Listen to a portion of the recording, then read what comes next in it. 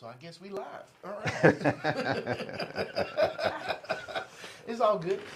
Welcome to Frontline Manor. I'm your host, Kevin Stewart, Mr. Do-Right, if you did not know. And once again, it's the second Monday of the month. So we have Dr. Harvey here with us to talk to us all things Manor and what's going on. Yes, sir. And put him in the hot seat. So, what's going on? Oh, we got a lot of good things going on. All right. I know you have some specific things you No, want to we're going to talk about good stuff. Good stuff. Yeah. Well, you know, we got some stores that are opening and people are thoroughly enjoying. Yeah. I'm not sure if Seven Brew was open the It last was. time. It was? Okay. Yeah. So we're nearing Chipotle. Yes. Let's go. Mexicana supermarket is going to be opening pretty soon. Definitely can't wait for that. So get our frescas and Yes. my favorite. I think it's pepina. No, it's the pineapple cucumber. Oh. I'm pronouncing it wrong, but it's my favorite over there. Hey, I've been driving all the way to JD's off of Decker Lane Just to get it, just huh? to get it. So I'm looking. I'm hoping they have it, but usually it's always on stock at a Mercado. So I'm looking, and the vegetables.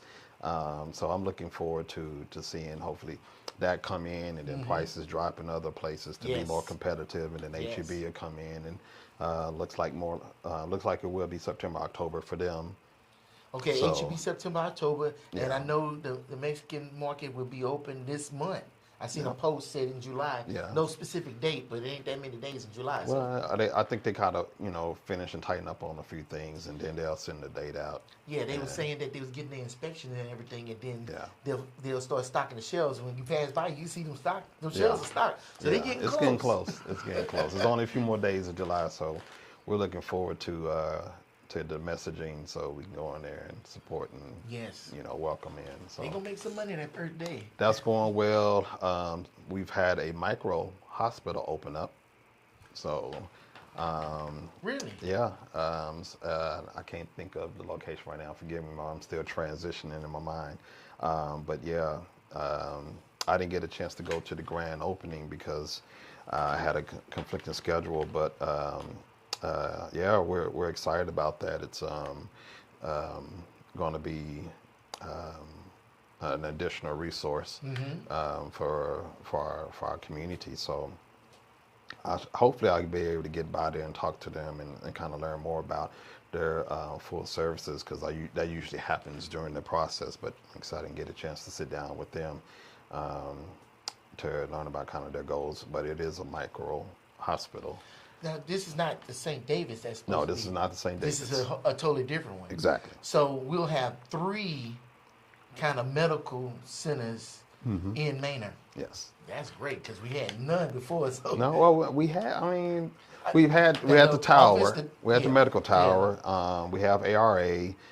We have some doctors' offices and different things like that, the imaging and stuff like that. But we're moving forward towards where we need to be. So I mean, the micro hospital, it's in micro, so it's not like a major hospital situation. But it's going to be emergency care?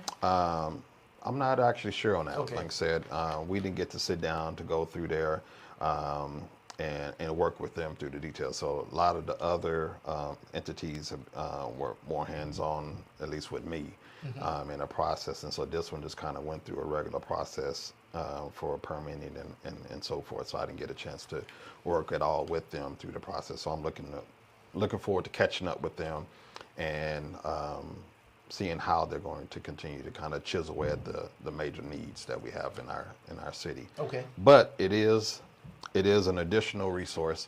They are taking out some of the load off of the healthcare, closing that gap. And I think when St. David's comes in, that emergency piece will close some more of the gap. But I got a chance to do an interview today with a news entity, and we talked about kind of why do we still need more healthcare out this area. And so we had some really good questions that's going to show up on those news channels pretty soon. But we have a long way to go, but I'm very thankful for the people that are coming out here to close those gaps. Is there any healthcare facilities in Elgin? No, that's a good question. I think they have, clinics and some uh, um, physician care type stuff out Right. there as well, but nothing like what we really need. So Emergency immediate care. if you think about it from this context, right? Um, Between Manor and Elgin alone, along 290, there's going to potentially be about 100,000 plus people that's going to come into the area within the next 7 years, Right. 7 to 10 years. And when those numbers hit with the additional population, and then you start going north and south of 290 and adding in all those numbers, and you don't have a major regional hospital area, then you're going to have a whole lot of people concentrated in the area that's still going to have to commute out for primary care physicians, specialty care, and so forth. When you think about emergencies, that's the emergency needs are going to overtake the emergency facility that St. David's is building. Like it's, you know what I'm saying, it's going to come in, but it's going to already be too small based off of those numbers. So we can't wait until 7 years to start thinking about the regional facility. Okay. Emergency center is going to help those commutes and address, kind of the concerns of today and the concerns of yesterday. But the concerns of tomorrow are still left unaddressed. Like we already know we're going to, max out those needs in those facilities. Especially at the rate we're growing already. At the rate we're growing. And we're already behind the power curve. Yes, and so Okay. so that's when you map it out. The closest hospitals, as we were talking on the interview earlier today, is the Pflugerville, Pecan Street location for Beta Scott and White, and the Dale Children's, which is at Mueller. Okay. And so it's a lot of land between those areas, and neither one serves, prenatal to senior. Okay. Completely. Okay. So there's a lot of gaps. So we need something that's going to actually serve all of that, so that we can shorten commutes,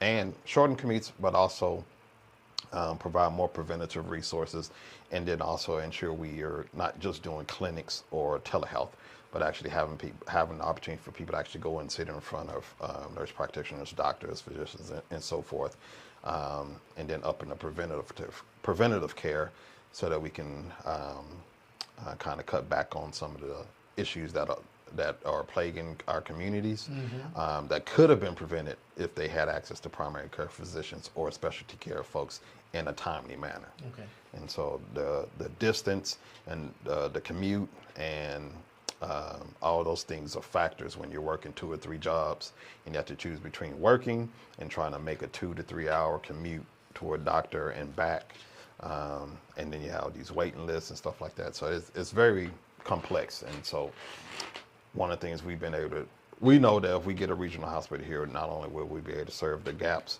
but we can also increase workforce opportunities, work with our community colleges to upskill people so that they can help fill those job gaps and solve some of those issues. So it'll be healthcare gap and workforce gap.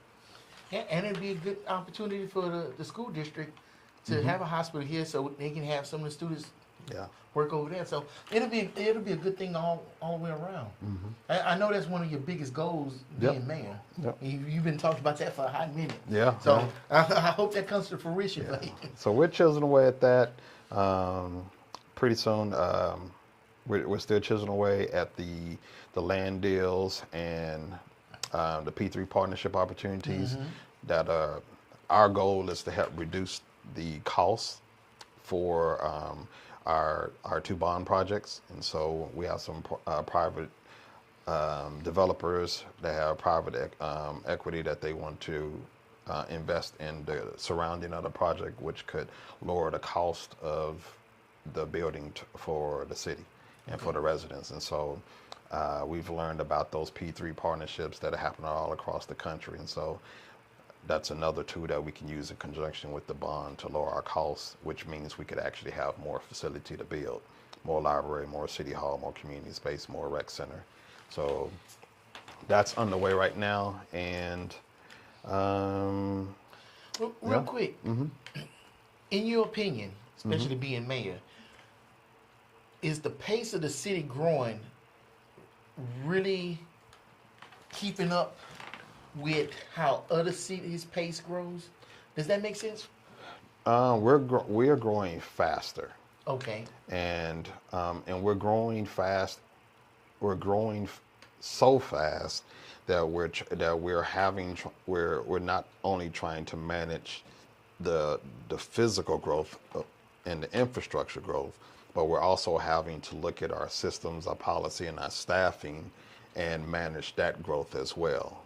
Because it's one thing to say, all right, well, how can we get more economic development in the city to help build a process that's going to lower taxes, and that's moving fast. As you know, as you can see, as the different commercial coming in. But now the other piece is, all right, what is the right time to start adding certain departments and additional, personnel in this department and that department to manage the growth? Because if you do it too soon, it burdens the budget. Okay. You wait too late, the workload is tough on the staff, and it becomes, well, I'm working in Manor. I'm not being paid as like a Dallas or Austin, but I'm working as hard as them, Right. because we're managing all of this growth. And so how do we find that balance? And so it's a beautiful challenge, that we're experiencing right now, because we're moving forward. We're getting all these opportunities, but it is a challenge.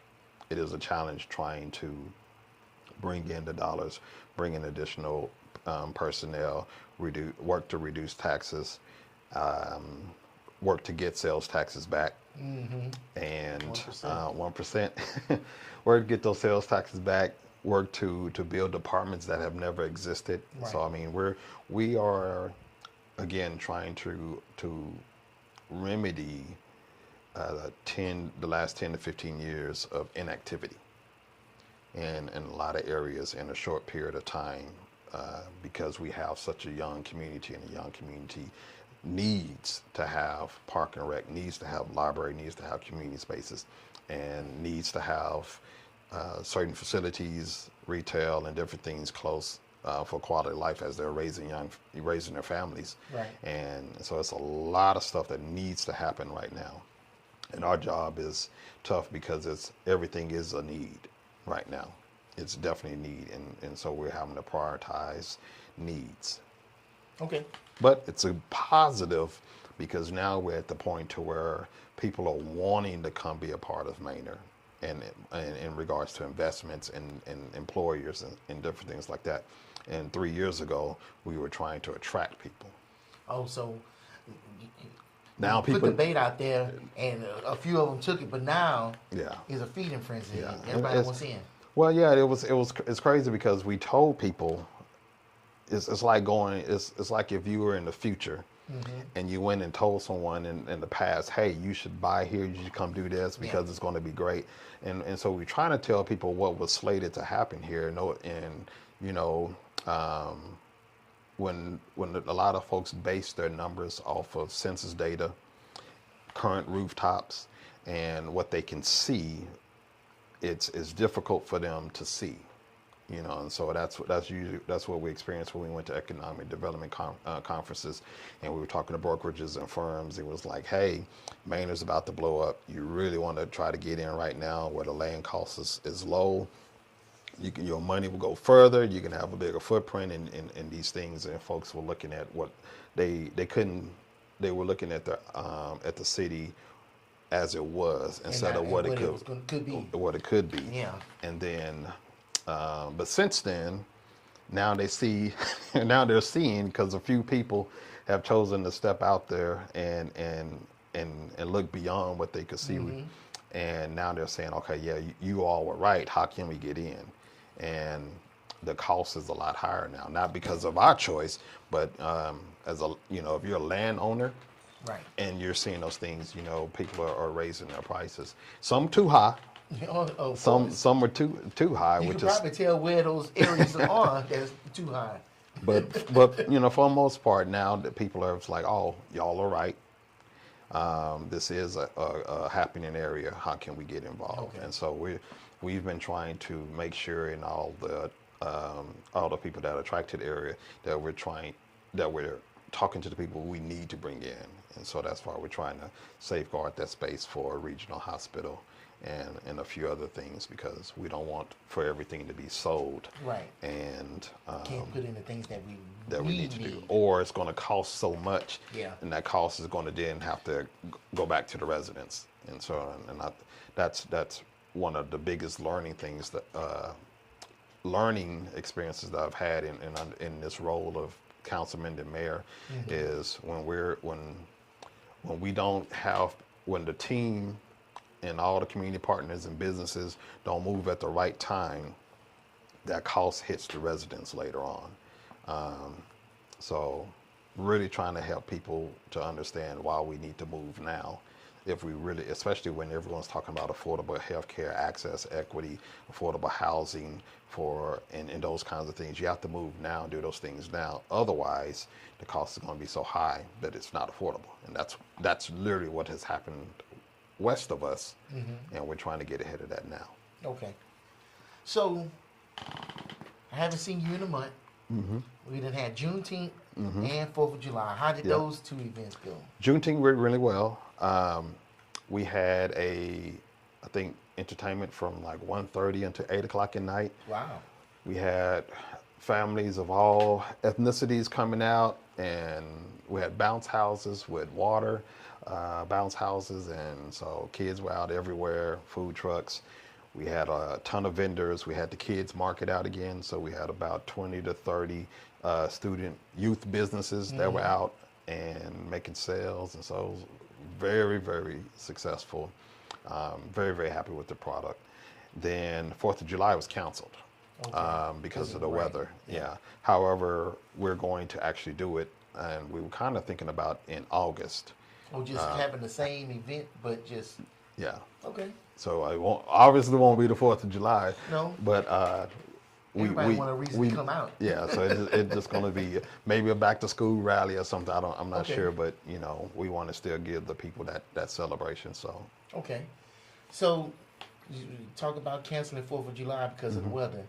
Well, let's talk about the weather here on 4th of July night and the next day. I think we had did we have multiple roads flood, or was it just one? Well, we had roads that were closed due to either high water or a temporary flooding, and we're very cautious. We have an emergency plan that we follow, and so our team is always out checking and monitoring and creating safe situations. Creating safe situations by creating preventative. And so if we believe a road is going to flood, we're going to try to close that off as early as possible, so that it doesn't get to a point to where people are trying to and attempting to cause when there's high water, so we don't have to worry about those things. Okay. And so we've been working on our flood plans, our weather plans, our sirens, and all those systems for about 3 years now. Okay. And I'm very proud of our emergency management team. So because we have those things in place, we have sirens out that's monitoring weather, and when harmful storms come, we can alert the community through sirens and through Nixle and alerts. So the sirens, the sirens alert for like tornadoes and flooding, or what do the sirens go off they for? can trigger the sirens for whatever they need to for it. So even if it's not a weather emergency, we can trigger the sirens so people can know that hey, something's going on. We also, like I said, we have the app and we have the Nixle alert, and so if people sign up for those services, they'll get everything they need to know to their phone or to an app that says, hey, bad weather's coming, or hey, there's an emergency, avoid these streets. So is it different sirens, or is just one siren sound for emergency? They have a way to manipulate the actual sound in tones of different things. I don't think we've done anything to say, hey, this is for that, or this is for that sound. We've done a few tests in the community, but we haven't gotten that far into saying, hey, if you hear, in my mind, when you ask that question, I'm thinking about in a school setting. Okay. Well, when the old school bells, when it rings 3 times, it's a tornado. When it rings once, it's, really? you know. I don't remember. You don't remember that? No. That might. You didn't grow up in Texas, though, did you? I grew up in Texas, but I don't remember that. Oh, well. But I was in Southeast Texas. We didn't have tornadoes. Oh, well. We had hurricanes, but we knew about that ahead of time. Yeah. Well, here we did the little bell saying if it rings 3 times, then it's, you know, you need to get on your desk and all that kind of thing. Wow. Yeah. Wow. So I think about back on the boat, we had different sounds for different emergencies. That way, as soon as you heard it, you even had to know what was going on. You knew where you needed to go. Yeah. So I never really heard sirens before in the public. So I always wondered what it sounded like, and if it, you know, you hear about it on movies and stuff, but it's always the same sound. I don't even know what our emergency siren sounds like. They've done some tests. I'll have to see when if we had the capabilities to cater it towards a certain type of emergency. But I think even if we did that, we need more of our residents and community to subscribe to the services, because if we tested it, nobody would know, and it probably would create panic than anything. You have to let them know that it is a test. Yeah. Yeah. No, fair enough. Fair enough. But we have a pretty good, robust system. A lot of people don't know. I won't say her name just so she won't get inundated with emails. But there's the Texas Department of Emergency Management for the state, and we're blessed to hire. Yeah, you told us that. A divisional person from that area who's very knowledgeable and experienced, and so we have a huge win for our city in that position, and she takes care of us. And prior to her, we were working on our manuals because of COVID and the winter storms, and so we did a lot of work prior, but now she's, boom, we actually have a dedicated person that keeps us updated, not only with local and state, but even anything that's happening at the federal level with FEMA changes and all that kind of stuff. She keeps us up to date. She makes all the meetings and brings to our emergency management committee any changes or things she needs to do. And she and I, we stay connected. So something going on, and if I see a text from her, then I stop what I'm doing. So, but I am very proud of that we have those systems in place. It allows for us to and we know how we're going to move. Should we have certain emergencies here, we know how we're going to, who we contact at Travis County if we need their assistance. We know where certain trailers are that have emergency resources, tents, sleeping bags, water, whatever it may be. We know where those things are. We've planned for that stuff. And so I'm very thankful that because we are planning and have planned so well and continue to plan and look at other situations and make and have conversations about, okay, if that happened here, what would we do? That we're able to then reach out and when other people are in emergencies and ask, do they need us? Yes. And because so everybody probably thinking we the ones that need the help. Yeah. But then when we show up, we can. Well, we and show there was we got our stuff together. Yeah, and there was a time where we weren't prepared, and like I said, we had city council, city staff, and residents came to the rescue for the entire community, whether it was residents or non-residents, for a 3-year period. But now, we have a good plan in place, and now it's just about execution of the plan. So, because during those floods, I did reach out to the 2 mayors of some of the cities that was hit the hardest through that time period, and offered help and resources, and they have my number to call if they needed additional things. But I think so many people are already reaching out and providing resources. So, but we check in to make sure if they need more that we can do that. So. All right. Anything else you wanna put out there before I hit you with the the big topic for the night? No, let's go to it. You want to go to it? All right. Yeah. So, as I was doing my homework, because I have to do my homework when Dr. Harvey comes, because he don't be playing. And so I came across this post on Manor People. I'm not going to say the lady's name, but she'll know who she is. Now, this the original post But she had something else in here earlier that I read, and it kind of blew me away. But she says, when Tower Road is flooded and closed, yet the city approved low-income apartments to be built there. But since I have lived here, there have been zero efforts by the city of Manor to fix their portion of the street, and no effort to coordinate with Travis County to fix their portion. Every heavy rainfall, it floods.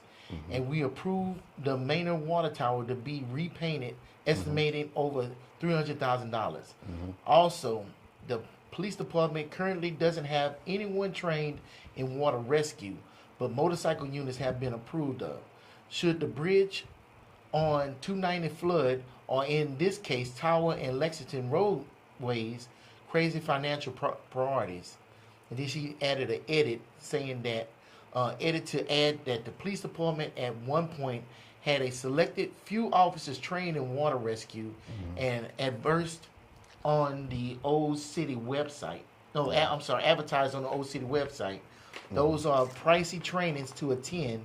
The positions was not upheld and money was wasted on that. Kind of worry some money would be used like that to begin with when it didn't have the means to continue on. That was one thing she was saying.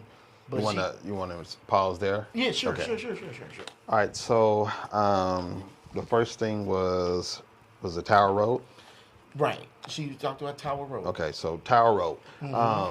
Yes, Tower Road and many other areas in the city of Manor that are older roads, older infrastructure need to be updated. And so the city, since I've been on, we've commissioned the purchase of equipment to go out and scan roads, determine what needs to be done, create a cost list, and as our budget increases, what we do is we look at the need list and how much can we get done for this amount. And so Tower Road is listed on the list of projects to be done, as well as some other roads and so forth. So yes, there are areas in our city that still need updates. But the idea that there's not a plan is incorrect. The plan has been in place, I think, for about at least 3 years. Okay. And we've assessed every single road that the city owns, and we've been chiseling away at that. And some of that, the plan needs to be updated on the website so that people can kind of see what we've been doing. Because I think we ended it. We didn't do updates on the website of all the roads we've been doing. However, we have posts every time we're doing more street fixes, and we've I think when we have our meetings for city council, we actually talk about road improvements and what the section of roads we're about to do. Matter of fact, we even have a section of roads we're about to do I think Wednesday night. Oh, okay. It might actually be on it's either going to be on the 16th agenda. I can't remember off the top of my head. It's the 16th agenda or the August agenda, but there's some BCT funds that we'll be spending to fix roads. Since I don't know how long the person's worked in Manor, and for those you out there, I hadn't seen the post until I came over here, and so I skimmed it pretty quick and answering just from a factual standpoint versus what's all in that post. But when I got here, we had less than, I don't know, maybe $200,000 budgeted for roads in our city. That's it? Yeah. And so since then we've improved, and we've been spending over $1 million a year to improve and catch up on roads. And what I want to say to you all out there is that there's only so much you can do in a year, and there's only so much money that's available, because again, when you're multiple years behind, you have to take multiple things in consideration. So we can't just say, let's take $20 million and go fix all the streets, because you got also water and wastewater things you need to do. And so what residents have seen is an increase, a drainage fee.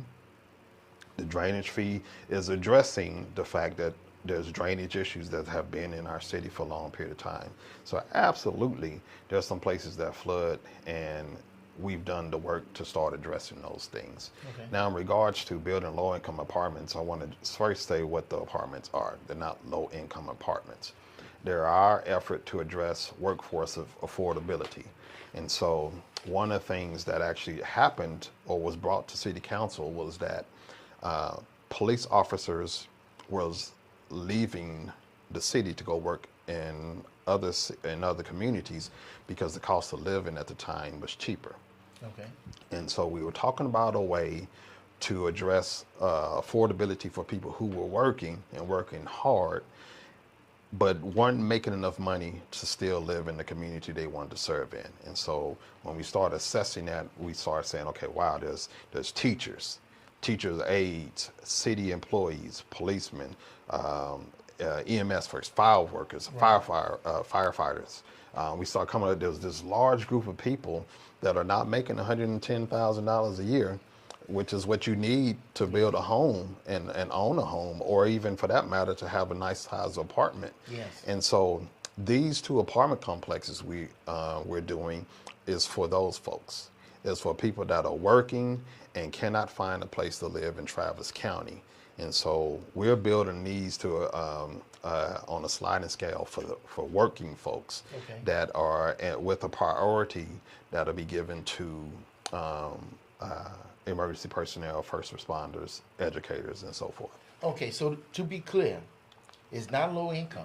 Yeah. It's a workforce housing. Workforce housing. And so it's going to be specifically for that, or can you also qualify if you're not one of these workers to? No, it's specifically for that. So okay. there's a scale and a system we put in place with the developer, and so okay. there's a whole kind of chart of how you qualify and those kinds of things in the income piece for that. So it's specifically workforce development housing. Okay. Now the county does I think.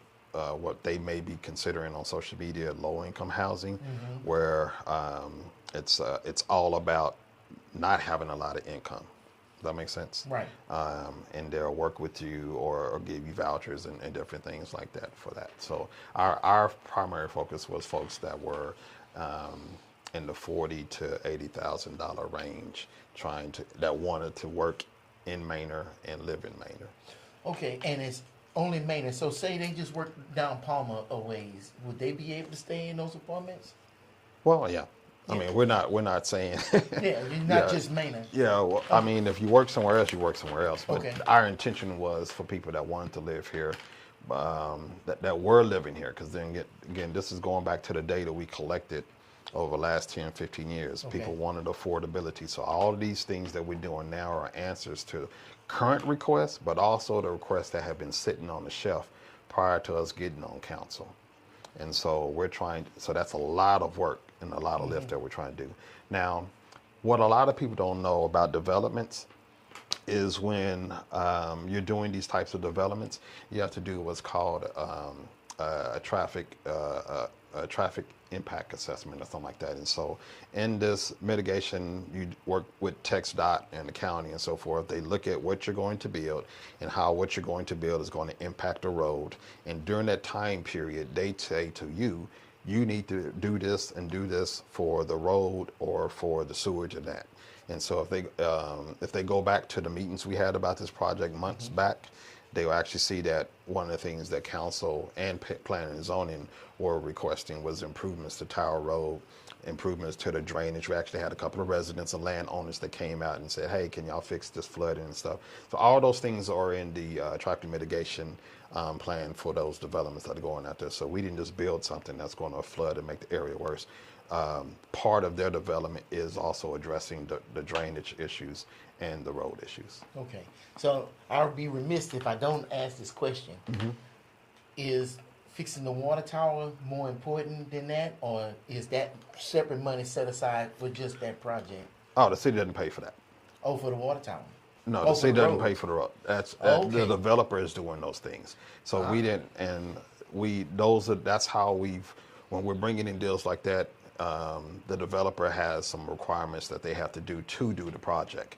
Okay, so they have to agree with that report Yes. of assessing the road. It's like, yeah, if you want to build this, then you have to put in to help fix this road. Yeah, some things they have to do because of the mitigation thing. Then there's the pieces that city negotiates in our development agreement. Okay. To where we say, and we want you to do this, and you want you to do that. Like add sidewalks or yes, beautify the road with trees or something. And all that stuff is in there. So anyone that has questions, I would always encourage people before they say what we're not doing to maybe go back and look on and see what we find a project in the archive on the website for the meetings, and then look and see what we did. If we missed something, then definitely let us know. If hitting the microphone, if we missed something, let us know, because we might not have thought about something, but we try to do our best to think about traffic, to think about flooding, and those kinds of things. And we have council members on council that are going to always ask certain questions, because this is the council member that's going to focus on this area. This is the council member that's going to focus on that area. And so if we're not getting those, when it comes to us, you're going to see a few people always ask the same question, because that's our way of making sure we cover everything. Yeah, because one person can't cover it all. Yeah. But if you divide the work, then it'll get done. And so we try to do that.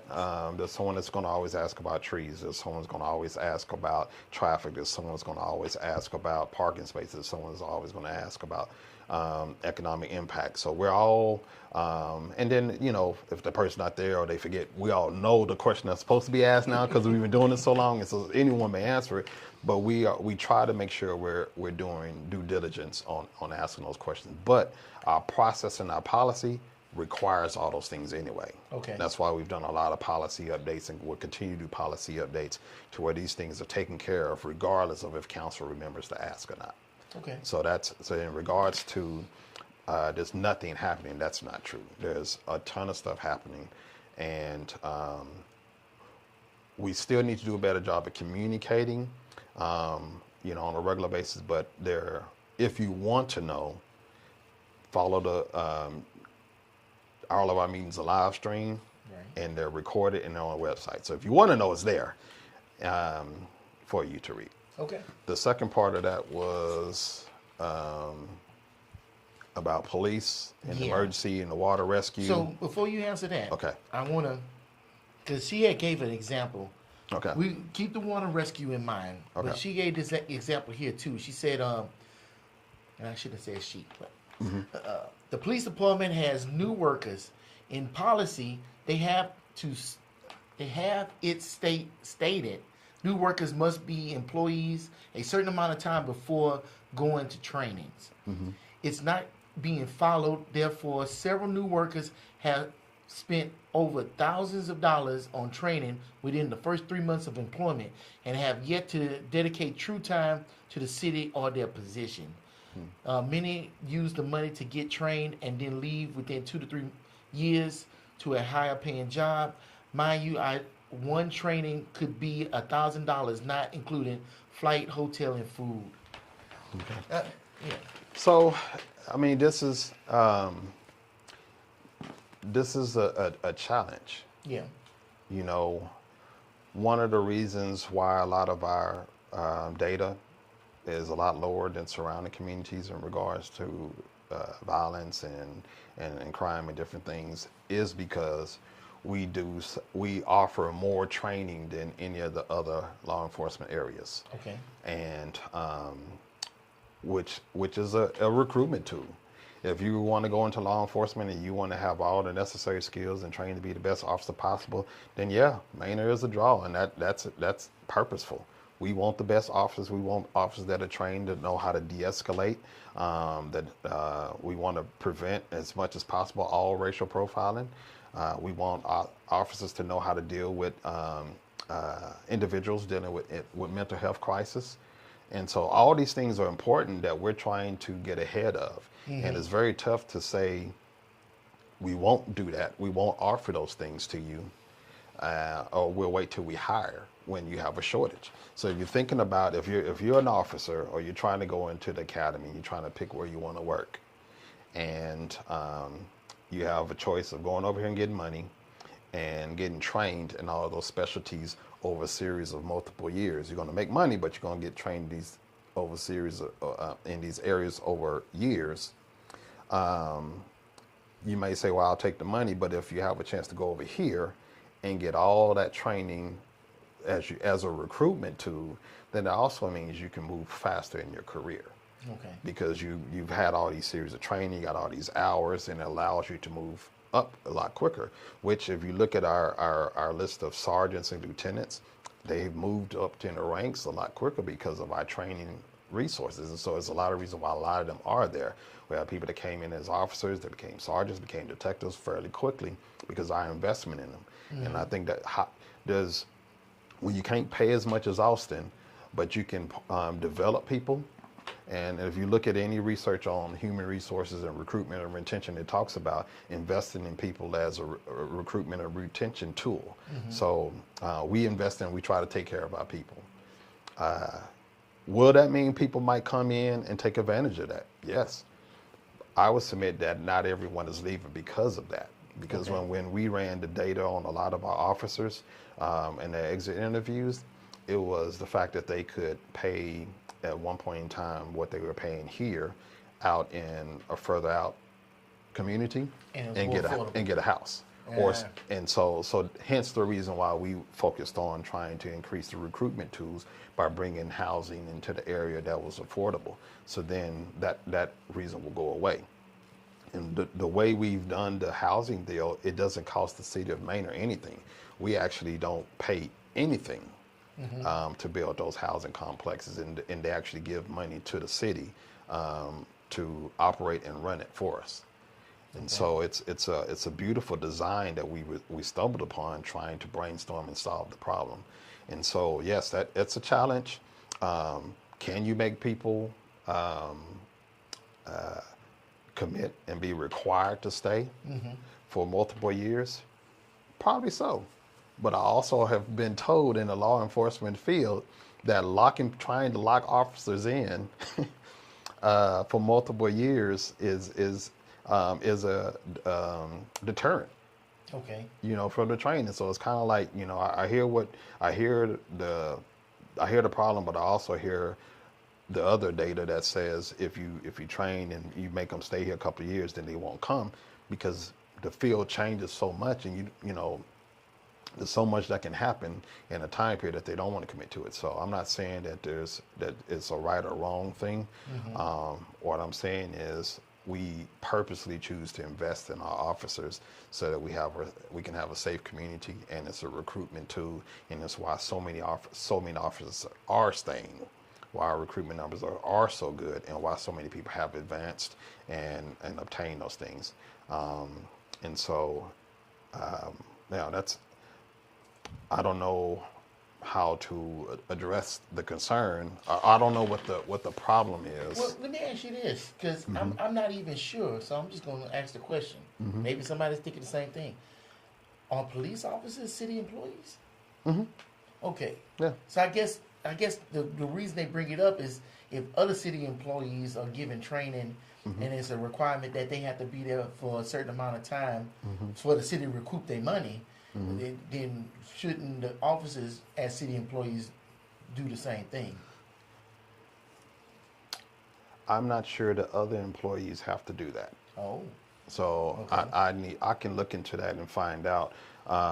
However, the question that's being asked and that I'm being tagged in is trying to pull me out of my scope of what I do as mayor. Yeah, because you only have one employee. I only have one employee, the city manager. And so if they believe that a policy that city council has created is being violated, and you're an employee, then you have a duty to report that to human resources. If it doesn't go anywhere, then you report it to the city manager. If it don't go anywhere, then you come to public comments and you let city council know, because we absolutely need to ensure policies being followed. Okay. If you see something, you don't say something, then you're condoning it, or benefiting from it, and for that matter. So I'm not trying to place fault or blame, because I don't know. Like I said, I've only had 5 minutes of exposure to it. But what I can say is my job is I can ask my one employee, hey, are we following the policy? and then he works with, you know, in this particular case, the chief of police, and they have that conversation and they work that out. That's my job is approving budget, setting policy, and advocating for resources and working to utilize the position that I'm in to bring more things to Manor as a part of the vision that we set for the city. Okay. And the city has like whistleblower policies in place, so people can come forward. Yeah, that's federal. Without fear of being retaliated against or losing their job. That's federal. That's federal. So that's automatic. Yeah. Okay. Yeah. So there should be no reason for somebody not to be able to say something when they see a certain thing. And so I'm gonna bring up this last thing, and I was trying to find it, but I couldn't find it at all. I don't know if it got deleted or what, but it was brought up that several times that budgets are brought to the council and that no one verified what happened with the money that was approved for the budget. You know, if somebody puts in a budget for uniforms, you know, and you give them the money for it, you approve it, but they saying that no one did their due diligence to find out if the money was spent on uniforms. Yeah. Which, for me, I know I ain't in the city of Manor, but think about your kids. You give them kids lunch money every day. You know, maybe you pay online, but if you hand them money every day, do you know they spent that money at the school? They come back with empty pockets. They could have spent it on candy, and the bully could have got it. Yeah. But do you follow up with that every day? It's like, that's a hard thing to do for me. If you're on city council and you're the mayor and you're approving all these budgets and you got your job, but then you got to sit up here and then micromanage everybody else in every, like Parks Department, you got to go make sure that the mulch they bought got on every tree. I don't know. That's me. Put all your complaints to Mr. Do-Right Production at gmail.com. That's all my opinion. But when I saw that, it didn't make sense to me. But I'll let you go ahead and answer that. Okay. I'll start by saying our job is to work with city staff to approve a budget. Right. And so in around late August or August, September or so, we'll have public hearings about the budget, and people can come in and see that, ask questions, and we'll answer them, and then we'll vote and approve the budget. Okay. Prior to that, like a couple of months ago, we actually started having budget workshops. And this is where we meet with each individual department, and we talk to them about the expenses, specific line items, and we kind of ask a lot of more detailed questions, especially if we see the budget going up. Okay. And we've been working towards a more comprehensive. Our new finance director is awesome, and so we've been at the reports we've been getting have been able to answer a lot of the specific questions that we would like to see. You know, looking at historical data and kind of understanding things from a more linear perspective. Okay. You know, okay, this is what it is now. What was it for the last 3 years? What was the last 4 years? You know, this vendor got this allocation. How much have we been given to that vendor, or is there a rotation? Or are we following purchasing processes and all kinds of things? So those things are what we talk about in the weeds at the budget workshops. Okay. Then are those budget workshops like public record? Well, we record them. Okay. Yeah, we do record them, and so and the what was it? The other one you were saying? Oh, so in regards to so that's kind of what happens. So there's a long process of us looking at it. We do ask down and hey, what does miscellaneous mean? Let's talk about the miscellaneous category. What's all in the miscellaneous? And they say this, or they say that. The checks and balances falls upon our one employee, which is the city manager, and the finance director, to ensure that what is told to us the money is going to be spent on is actually what's spent on. And so the state of Texas and the federal government, if it has any federal allocations, have a ton of purchasing rules. And if anybody ever wants to, you know, sit down and look at that stuff, there's way more purchasing stuff than you want to know. But it's a whole nother. There's accounting, and then there's municipal accounting and record keeping, and there's the amount of rules that go into ensuring that spending is done correctly or is it's enormous. So to the point that when we are analyzing our budgets, we have an internal audit, and then we hire a third party accounting firm that does an external audit for us. Okay. And that work is to say, okay, this is what council approved. Now this is what we spent the money on, and was it all spent the right way? Are we legal? Did anything bad happen? They interview employees and directors to find out if there was any fraudulent behavior, and all that goes into the audits and reports, and that's required for every city in the state of Texas. How often do those Annual. audits happen? Annually? Okay. Okay. And that's, matter of fact, the only reason I think a couple of shows back we talked about our financial rating and how good our financial rating was. It was during election time because people were saying we were mismanaging money. You can't have you can't have the financial rating we have without doing audits. And so someone say, well, you can fake the audits. Well, you can't fake it because to get all the bond ratings, so many people have to have hands-on data, and so they're looking at those things, and so you cannot do the things we do in the city without being fiscally responsible. Okay. And so I think sometimes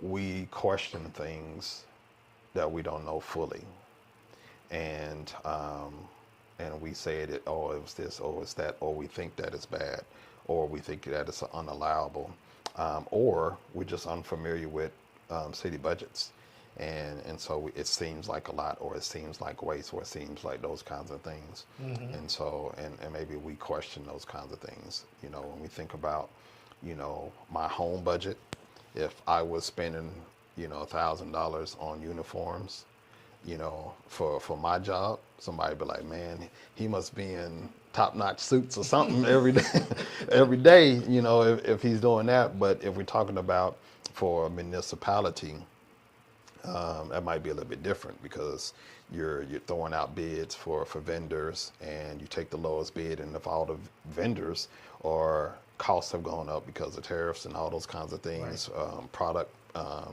Some of that product is coming from overseas, and so you're now paying for a higher cost because the product is having shipment issues, and so costs went up dramatically for a lot of things since the pandemic, and it hasn't gotten better for those things, and so maybe the cost is up for those things. Hard to tell. My job is to continue to dive deep into the budget, and then hold our city manager accountable for making sure that they're being fiscally responsible. And then our auditor's job, internal and external auditor's job, the internal auditor that comes in, that's the one that we use. That audit process is to make sure we haven't done anything wrong. Then the external comes in and says, I am unbiased, I'm coming in and see if y'all did anything wrong. Okay. And checks for efficiencies. And then they report back to us and say, hey, we have some findings. You might want to shore up this process. You might want to shore up that process. Tighten up your purchasing. Maybe not use this many of this. So that they give us the reports back. That's presented to us. We listen to it. It's public. And then we make adjustments from there. And that's pretty standard across all entities, whether it be public or private. Okay. Everyone has, at least 2 auditors. So with that report that the independent auditor does, if they find anything like grossly, they'll report it. They'll report. Who do they report to? Well, if it's criminal, they'll report it to a criminal, to whatever law enforcement entity they need to report it to.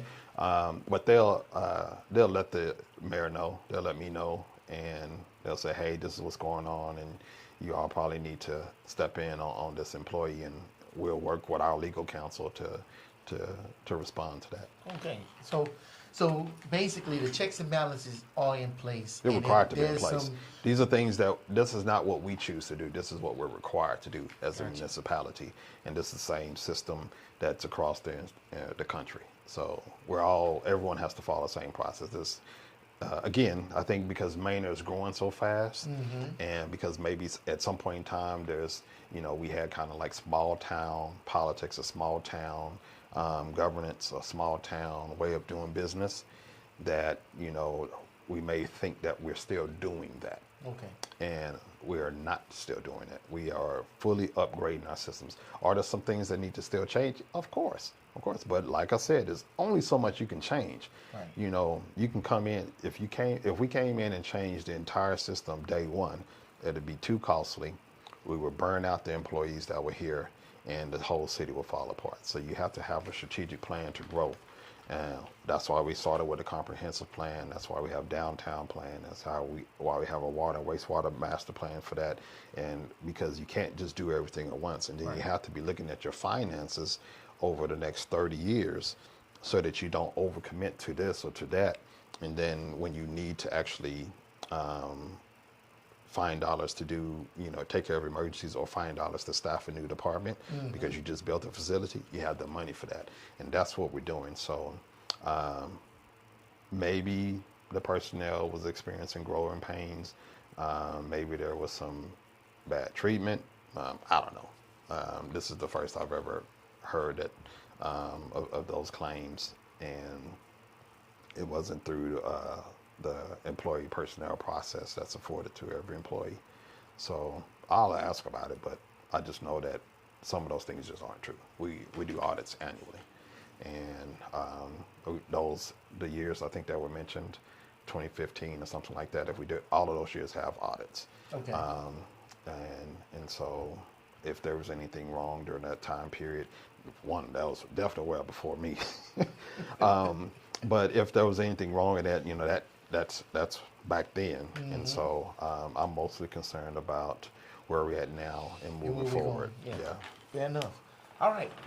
We didn't beat that horse to death. There was another thing. Was it? Was that 3? I think there was 3 areas. I thought that was it, because that was the Tyler main thing. Road. Oh no, the emergency, the flooding, the fire department and police. Well, that goes to that training. Yeah. Well, I guess. Well, no, they had a. It was a. You told me when we were talking earlier. You said it was about the flood rescue stuff. Yeah, but they were talking about. They had officers go to training for the flood rescue stuff. So I do want to speak to that because we create emergency response scenarios with law enforcement and emergency service departments, and we don't share those plans because we don't want people to say, "Hey, this is how they're going to respond. Let us figure out how to plan around that to harm the city." But in that emergency service plan, there's an agency and a backup agency for everything in regards to if this flood happens, who's going to be responsible for this. And so different entities come together and will provide certain services. And so some things that we may have needed when we had an emergency service plan that solely relied on the city of Manor, then required for certain personnel to be trained. But since the winter storm, we've been working with a lot of different agencies for a lot of, again, because we got a professional that's really working on us and creating a solid emergency management plan. And so now there's multiple entities that are working together, municipalities, county officials, different law enforcement agencies, emergency service districts, school districts. Everyone's involved in this master plan, and they meet at least quarterly to update the plan, to add additional things. And so we know exactly who's going to come when a certain process or situation happens, especially in flood. We know who's trained, we know who's going to respond. And so, yes, people may not know, but I think part of making sure we have city safety is not sharing how we respond in emergencies, so that they can't attack the city and do those kinds of things and say, oh, okay, well, if it's a flood, the city is going to dispatch people here, and these folks are going to be over there. So I know there's a vulnerability in the city over here. We don't share that information. Okay. For that sake. And so if you're part of the emergency team, then you know exactly where things are going to happen and who's going to go. And so we actually do have a strong response for flooding. We have great partners who are trained and can take care of those things. Okay. All right. Well, everything has been addressed about that. And I know I feel a whole lot better. Yeah. And I was reading this, I'm like, what? Yeah. But it seemed like every 3 months you get a post like that. Mm-hmm. It's almost, this is my opinion. You ain't got nothing to do with this. In my opinion, it seems like every 3 months something comes up there just to sit up here and poke at you. And it's like, it's going to happen enough to where election time comes. Yeah. You know. Well, and here's the thing. You know, and if you don't know, then, you know, it seems like a lot, or it seems like a month. And you know, I would encourage, you know, the people that, you know, kind of frequent those Facebook pages to just kind of think about context, you know, in regards to how many residents we have, how many residents we will have, and the fact that it is that infrequent of Right. people making allegations about different things where, you know, if you go to our neighboring cities, you know, it's all the time, and there's actual, you know, things happening. Right. And things that are being, you know, repaired and fixed and stuff like that. I'm not saying that we're perfect, because we're not. Our biggest challenge is that we're growing. And so, you know, we can't get to all the things we want to get to right away. But everything, we are fully aware of roads that need to be fixed. We're fully aware of the drainage issues that lead to flooding issues. And we're fully aware of the need to recruit and retain staff, and that being a challenge. And if we were to do certain things, and pay people more versus this or pay that, we've already seen kind of the impact of that. And when personnel and is 80+% of your budget, if you move too fast in some of these areas, you're going to cost the city budget a whole lot of money. We also know that preventative programming, community development, people choosing to be involved in the city in a positive way, helps the overall climate and culture of the city, which then means you need less emergency response to crime. Okay. Hence the reason why we're spending so much time on trying to build community. And so I think if the people can choose to do their part with being neighborly, focusing on the positives, trying to work to become part of the solution, and partnering with the city to make the community a great community, then we can spend less in those areas and spend more in, you know, supporting small businesses, community grants, and those kinds of things. You know, but we need folks' help and support to focus on the positives, and not do the negatives, because the negatives they distract. We now have to spend so much time addressing the negatives. It leaves a bad taste in people's mouth because they don't know, they don't have the time to find out if it's true or not, and they become hesitant when we start bringing a plan forward to help the city because someone else is alleging this, alleging that, and it's not true. And so now we have to dedicate all this time and resources to give truths. And, you know, with the political climate in the country, you know, people wonder if that's the same thing at the local level, and it's not, because we're nonpartisan, so we don't deal with all the Republican, Democrat stuff. We just take care of Manor. Right. But it creates a lot of confusion and division, and when you have to deal with confusion and division, it slows down the response of when you can get resources out. And so when you think about the communities that understand how to work with their municipal government, it's those small communities. I'll give you Oak Hill. Southwest Austin, Oak Hill, Brody Lane, that area, they know exactly how to work with their council member that has run that area. Mm-hmm. They needed to get that 290 stretch done, so they worked with that council member. They showed up at the meetings, they protested, they sent in letters, and now Highway 290 out there in that area is getting fixed. And so I think if we can if they can extend trust and join us in what we're doing, we can actually move even faster in getting a response to our needs. But if we're divided and we're speaking negatively and ill upon our own community, then it makes it, where you have state agencies that are looking, okay, we're going to put this money there, but what's going to be the return on investment? And the community is divided against itself. Then why should we invest? Your community may or may not even like what you're going to ask us to do. And so these are the questions that's what we're dealing with. So if we can unite and get on the same page and come through the right channels to solve problems, and instead of saying it on Facebook, come to a council member. I think somebody mentioned that on the chat.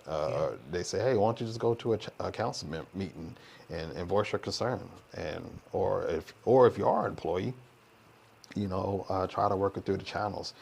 There's multiple ways to do it so that your voice can be heard the right way, so that action responses can be given. Or, if it's for us to respond to, we will. If it's not, we can hold our employee accountable for handling the situation. Well, I can say it's getting harder and harder to find complaints on that. So I think that we are moving in the right direction. Yeah. But what does the city need help with so we can come together and create more of these good times? What is it that y'all need right now? So Wednesday night, Okay. I'll be bringing to City Council my Better Together plan. Okay. And it is the Mayor Challenge Coin. And so it's, our whole idea is what I just said. It's a way for people in the community that want to figure out how to get involved, that want to better the city of Manor. There's 7 you fill out an application, and then there's 7 tasks that you do. If you do those 7 tasks across the year, you earn a Mayor Challenge Coin. And it's just a way to incentivize people, like say, look, we want to honor you, and we'll have a celebration, that kind of thing along with it at some point in time, at our Mayor Ball. But the idea is that this is how important it is. We want to have this whole process of you saying, look, I want to contribute to my community. Right. We have a task that you can do that we believe will make your block or your several streets better, or the city of Manor better. And, we're just asking you for the 7 tasks to focus on 25 to 50 people per task. And then you earn a challenge coin. Okay. And you got that challenge coin, which means you've gone above and beyond, others to stand out as a resident. You support our community, and that's a historical thing that you will be able to keep forever. And it's our way of saying we're putting value on the things that we emphasis on the things we value. Right. And so get involved in that. We're going to launch an internship program for people that do want to become involved in city government and council. I hope to get support in that one Wednesday so that we can actually start I can have a few interns. Council members can have some interns where they can support the work that we do, learn the ins and outs, and grow into the field and area. Maybe they want to go into a committee, or maybe they want to get on P&Z afterwards, but they can kind of shadow and help support the work that we're doing and be helping in those areas. Okay. So those are a couple of good things they can do. All right. Anything else we want to put out there? We got we got all the time in the world, but you don't. Like I said, the biggest thing is, we need our sales taxes back. Yes. We need that 1%. 1% brings a bunch of opportunities to the city of Manor. Gives us the funds to be able to design the transportation programs that we need, address more roads, address more infrastructure, support small businesses at a more detailed level, and offer community grants for community programming. So, and a host of other things. So, when that comes up and you start seeing the movements and those pieces, then we definitely everybody show up and vote and get that 1% back. All right. All right. Well, you heard it here, hopefully first. If not, maybe second. I appreciate you coming in. Yes, sir. I appreciate you. I'm looking forward to seeing you again next month. I look forward to seeing y'all again. And look, on the for real, send me the comments. Send me emails. Send me your gripes, complaints. I will forward everything. We'll talk about it, and we'll get some answers. This dude have more answers than a little bit, man. I've learned so much with it. I'll be at work and somebody else say something. I say, well, actually, you know. And then people just be like, wow, I didn't know that. Neither did I. And I think it's so interesting. So if you have a comment, complaint, or something, send it to us. You can find me definitely on Do Right Network, or Mr. Do Right Production at gmail.com. Or if you want to keep on putting crazy stuff in Facebook, I will peruse through there and I will find it. It'll get to my mouth sooner or later. But I appreciate y'all tuning in, watching us and everything. I know he appreciates you because there's a million videos out there that you can be watching. You chose to watch this, and I appreciate it. And so until next time, peace.